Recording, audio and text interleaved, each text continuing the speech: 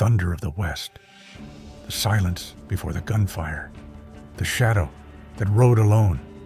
Before Wyatt Earp stood tall, before Doc Holliday drew steel, there was one outlaw whose presence chilled even the deadliest of gunslingers. His name was John Ringo. But what drove John Ringo to the edge of the law? And how did a man so intelligent become one of the West's most haunting legends? John Ringo was born in 1850 in the quiet, rolling farmlands of Indiana. His family was devout and strict, rooted in the values of hard work and faith. Yet, life on the American frontier was never easy. When John was just a boy, his family joined the Great Westward Migration, seeking a new life in California. It was a journey filled with hope, but also with danger. Then, tragedy struck. One day, as the Ringo family camped along the trail, John's father, Martin Ringo, suffered a fatal accident. He was cleaning his shotgun when it discharged, the blast killing him instantly, right in front of his wife and children. The shock of that moment left a scar on young John's soul.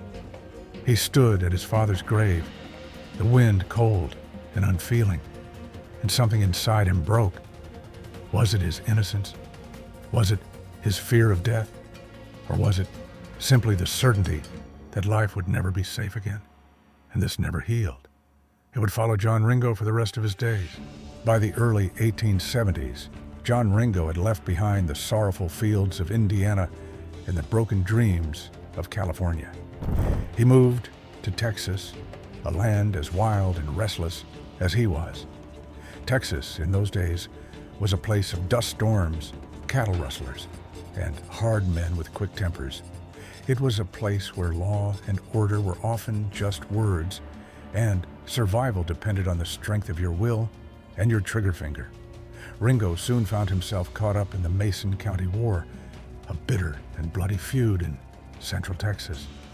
The conflict was rooted in the clash between German immigrants and American-born ranchers, each side fighting for land, cattle, and pride. John Ringo had to make a choice, and once he made his choice, there was no turning back. It marked a total shift in perspective. He became an outlaw. Ringo did not stand on the sidelines. He took up arms, fighting alongside the American faction. He shot men dead in the dirt, earning a reputation as someone not to cross. The violence of the war suited him, or perhaps it simply matched the chaos inside him. In 1875, the law finally caught up with John Ringo. He was arrested for murder, his cold stare fixed straight ahead as he sat behind bars. But Texas justice was as unpredictable as the men who enforced it. Through a combination of legal wrangling and a well-timed jailbreak, Ringo escaped. This would become a pattern in his life. Bloodshed, then escape. Violence, then disappearance. He ran away from punishment. But what actually drives a man to become an outlaw? Is it choice? Or is it destiny? Did Ringo seek out violence? Or did violence find him? If you traveled back in time to the town of Tombstone, Arizona, in the early 1880s, you might see a strange sight. A man sitting alone in a saloon, drinking whiskey and speaking Latin, the ancient language that almost nobody spoke anymore. That man was John Ringo. What made Ringo so unusual wasn't just that he could speak Latin, or that he read books when many outlaws couldn't even read their own names. It was the way he could switch from being smart and thoughtful one minute to being dangerous and scary the next. People in Tombstone would whisper about him, asking if they knew what John had done the previous night. He was quoting the Roman writer Cicero. Then he pulled his gun on the bartender just because his drink wasn't strong enough. Can you imagine being so angry about something small that you would threaten someone's life? That was the puzzle of John Ringo, a man smart enough to know better, but wild enough not to care. Now, Tombstone wasn't just home to John Ringo. It was also home to some of the most famous lawmen in American history, the Earp brothers, Wyatt, Virgil, and Morgan, and their friend, a skinny, sick man who was deadly with a gun, named Doc Holliday. On one side were the Earps and Doc Holliday, who wore badges and tried to keep order. On the other side were the cowboys, a group of cattle thieves and troublemakers. John Ringo ran with this crowd. Have you ever had a feeling that something bad was going to happen?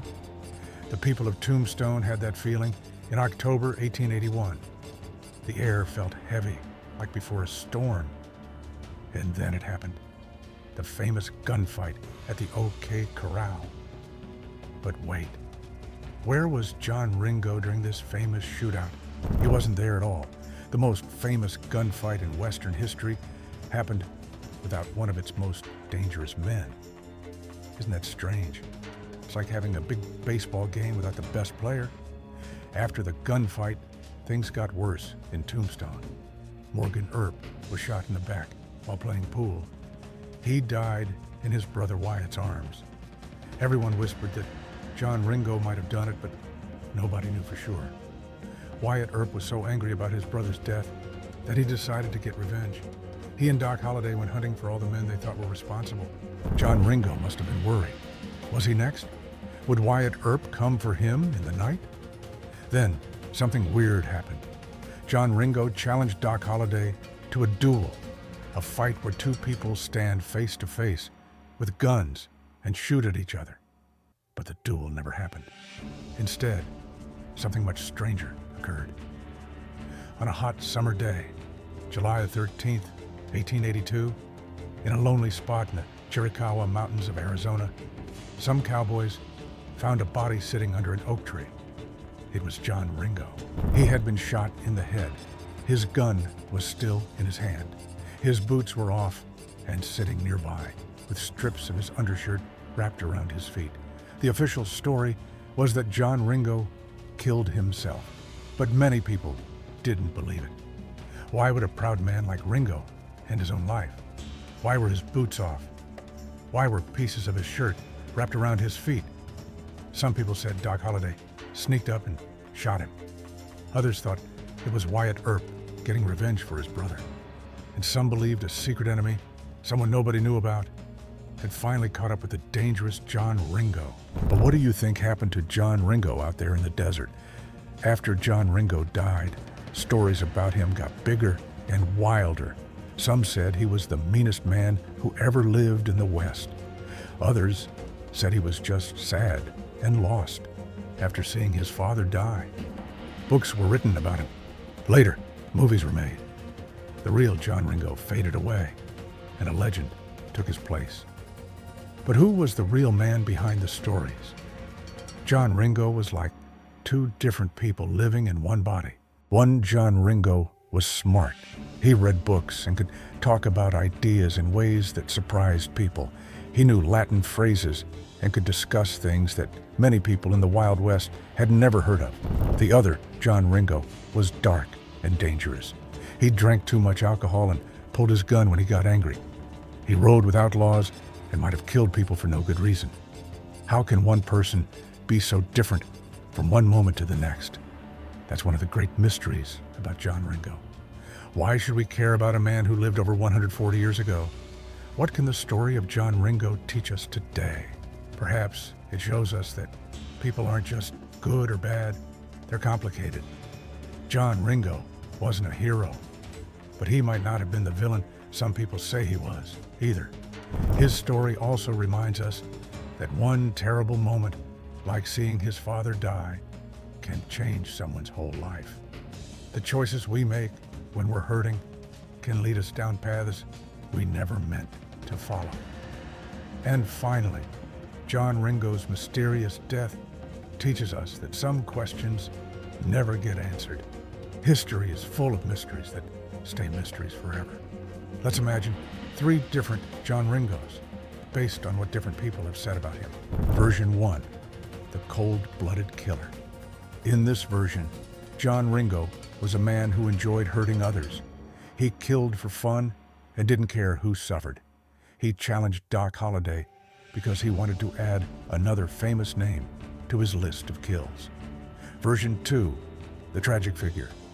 Here, John Ringo was a boy broken by seeing his father's death. He was smart enough to have been a lawyer or a teacher, but the sadness inside him pushed him to drink and violence. He wasn't evil, he was lost. Version 3, the ordinary outlaw. Maybe John Ringo wasn't special at all. Maybe he was just one of many rough men in a rough time who got famous because he knew Latin and crossed paths with famous people like Wyatt Earp. Which version do you think is closest to the truth? Now let's go back to that hot July day in 1882. Try to picture what might have happened to John Ringo. Maybe he was sitting under that oak tree, thinking about his life. Perhaps he remembered being a little boy in Indiana before he saw his father die. Maybe he thought about all the wrong turns he had taken. Did he put the gun to his own head? Or did he hear a twig snap, look up, and see someone, Doc Holliday, or Wyatt Earp, or someone else, standing there with a gun pointed at him? We'll never know for sure. And that's what makes the story of John Ringo continue to fascinate people today. The Arizona desert is a place of beauty and danger. During the day, the sun beats down so hot it can make you see things that aren't there. At night, the stars shine brighter than you can imagine. It was in this desert that John Ringo spent his last days. And it's this desert that keeps the secret of how he died.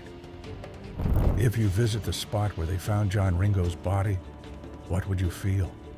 Would you sense the presence of a troubled man who ended his own life?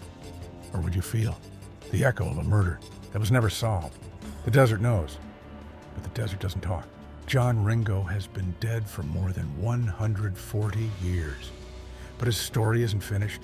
Every time someone reads a book about the Wild West, every time someone watches a movie about Tombstone, John Ringo rides again. His mystery lives on. Most of us follow rules every day. We stop at red lights. We raise our hands before speaking in class. We wait in line at the store, but outlaws like John Ringo didn't wait in line. Of course, there was a price to pay for that freedom. John Ringo died young, only 32 years old. He died alone, far from family and friends. Freedom without responsibility isn't really freedom at all. It's just another kind of trap. All trails come to an end, even the longest ones. John Ringo's trail ended under that oak tree in 1882. They buried him right where they found him. Later, people put up a marker so others would know who was buried there. People will still visit his grave today. What do they think about when they stand there? Do they see him as a villain, a tragic figure, or just a man who got lost on his way through life? Perhaps they see a little of themselves in John Ringo. After all, haven't we all made mistakes? Haven't we all done things we regret? Haven't we all felt lost sometimes? The difference is, most of our mistakes don't end with us alone in the desert with a bullet in our head. But would we know his name today? Probably not. He would have lived and died like millions of other people from that time, remembered by family and friends, but forgotten by history. Instead, because of the choices he made, or perhaps because of the choices that life forced upon him, we're still talking about John Ringo, almost a century and a half after his death. Is that a kind of immortality, to be remembered, even if it's for the wrong reasons? Now that you know the story of John Ringo, think about your own trail through life. And that's a wrap. Subscribe for more freshly brewed content. If you like this video, YouTube thinks you'll love the next one waiting for you right here. Don't miss it. Go ahead and click to watch now.